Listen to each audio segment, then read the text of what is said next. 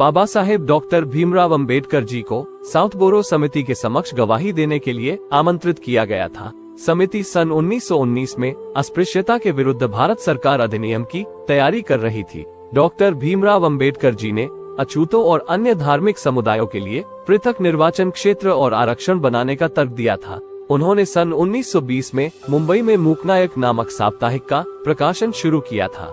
उन्होंने सन 1926 में अपने वकील के रूप में करियर के दौरान 3 गैर ब्राह्मण नेताओं का सफलतापूर्वक बचाव भी किया था।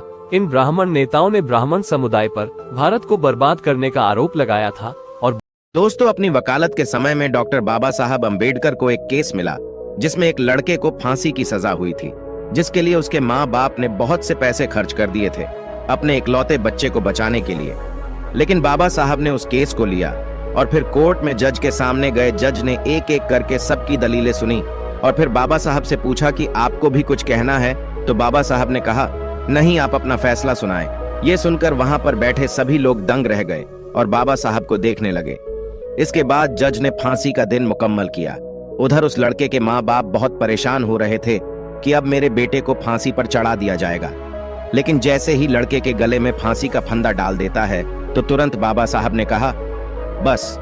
और फिर जज साहब से डॉक्टर अंबेडकर बोले कि आपने फांसी की सजा दी थी ना कि मौत की सजा, इसलिए इस लड़के को मौत नहीं दी जा सकती।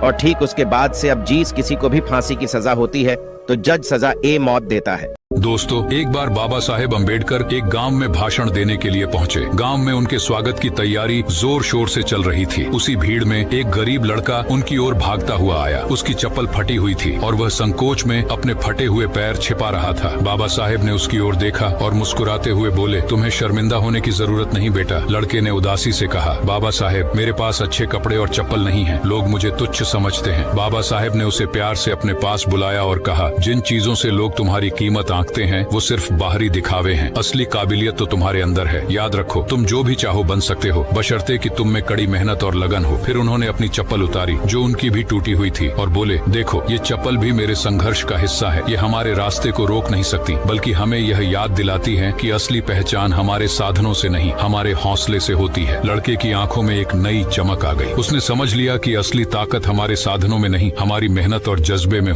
दोस्तों, एक दिन बाबा साहेब अंबेडकर किसी काम से एक गांव से गुजर रहे थे। रास्ते में एक छोटे से चाय के स्टॉल पर रुके, जहां लोग उन्हें देखकर उत्साहित हो गए। चाय वाला, जो उनकी गहरी बातों से प्रभावित था, बोला, बाबा साहेब, आप इतने बड़े पढ़े लिखे हैं, इतनी किताबें पढ़ी, फिर भी हमारे जैसे साधारण लोगों के लिए क्यों लड़ते हैं? अंबेडकर ने मुस्कुराते हुए चाय वाले से पूछा, तुम्हारी इस चाय की दुकान में इतनी खुशबू क्यों है? चाय वाला थोड़ा चौंक गया और बोला, साहेब, मैं हर कप में अपना दिल लगाकर मेहनत करता हूँ। बाबा साहेब बोले, बस यही मेरा भी जवाब है। मैं भी अपने लोगों के अधिकारों के लिए पूरे दिल से लड़ता हूं, ताकि एक दिन तुम्हारे जैसे सभी लोग सम्मान के साथ जी सकें। दोस्तों, चाय वाले के चेहरे पर मुस्कान आ गई और बाकी लोग भी चुपचाप सोच में पड़ गए। उन्होंने बाबा साहेब से न केवल किताबों का ज्ञान बल्कि जीवन की असल समझ सीखी थी। मित्रों, यदि आप बाबा साहेब भीमराव अंबेडकर को मानते हैं तो फिर वीडियो को एक लाइक करके हमें सब्सक्राइब कर लीजिए और मेरे साथ कमेंट में लिखिए, जय भीम, जय संविधान। वीडियो अच्छी लगी हो तो अपने मित्रों को भी शेयर कर दीजिए।